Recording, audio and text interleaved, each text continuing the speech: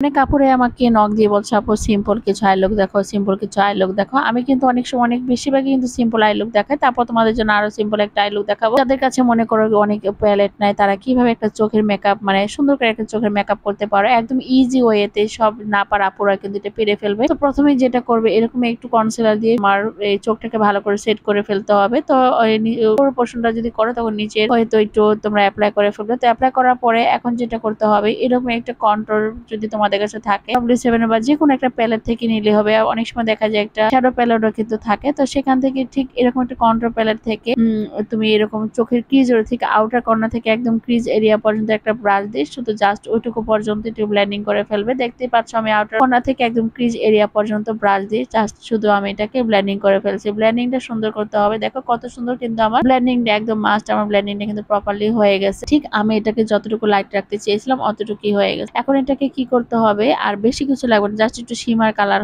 লাগলেই হবে। তো তুমি যে কোনো কালার শিমা তুমি এখানে অ্যাপ্লাই করতে পারো, তোমাদের ড্রেসের রং অনুযায়ী দেখে তোমরা কিন্তু অ্যাপ্লাই করতে পারো। তো এই যে দেখো আমি কিন্তু এখানে গোল্ডেন একটা শিমা কালার আমি এখানে অ্যাপ্লাই করে নিয়েছি। অ্যাপ্লাই করার পর দেখো আমার চোখে কিন্তু আর কিছুই লাগে না, শুধু জাস্ট আমি একটু কন্ট্রোল প্যালেট থেকে একটু কন্ট্রোল করলাম আর একটু গোল্ডেন কালার শিমার আমি এখানে অ্যাপ্লাই করে ফেললাম। তো অ্যাপ্লাই করার পরে দেখো আমি শিমার কিন্তু সবসময় হাত দিয়ে অ্যাপ্লাই করবো। হাত দিয়ে অ্যাপ্লাই করার পরে তোমাদের চোখে কিন্তু শিমারটা খুব ভালো পিগমেন্টেশন দেয়, সেটা কিন্তু খুব ভালো লাগে। তো দেখতেই পাচ্ছ আমি কিন্তু হাত দিয়ে এটাকে ভালো করে হাত দিয়ে ট্যাপ ট্যাপ করে মোশনে লাগালাম। লাগানোর পর দেখো আমার চোখের পিগমেন্টেশনটা হয়ে গেছে। এখন যেটা করতে হবে, জাস্ট উপরের যে কালারটা সেই সীমা কালারটা বসেছিল এটাকে শুধু একটু ঝেড়ে ফেলে দিলাম, যেটা বাড়তি থাকে সেটাকে আমি ডাস্ট আপ করে ফেললাম। ডাস্ট আপ করার পরে এরকম একটা ফ্ল্যাট একটা ব্রাশ লাগবে, সেই ফ্ল্যাট ব্রাশে করে আমি আজকে কোনো কাজল বা কোনো আইলাইনার অ্যাপ্লাই করবো না। জাস্ট ব্ল্যাক কালার যে শ্যাডোটা ছিল সেই শ্যাডোটা একটু উপরে যে লাইনে তুমি আইলাইনার দিবে সেই লাইনে শুধু এটাকে একটু লাগিয়ে দিও, শুধু আইলাইনারের জায়গা অংশ দিয়ে এরকম ফ্ল্যাট ব্রাশ লাগানোর পরে দেখো আমার আইলাইনার যে লাইনটা সেই লাইনটা কত সুন্দর হয়ে গেছে। মনে হচ্ছে না যেখানে আবার কোনো কাজল বা কোনো আইলাইনার অ্যাপ্লাই করার প্রয়োজন ছিল, একদম সিম্পল একটা আই লুক কিন্তু হয়ে। তারপর এটা করার পরে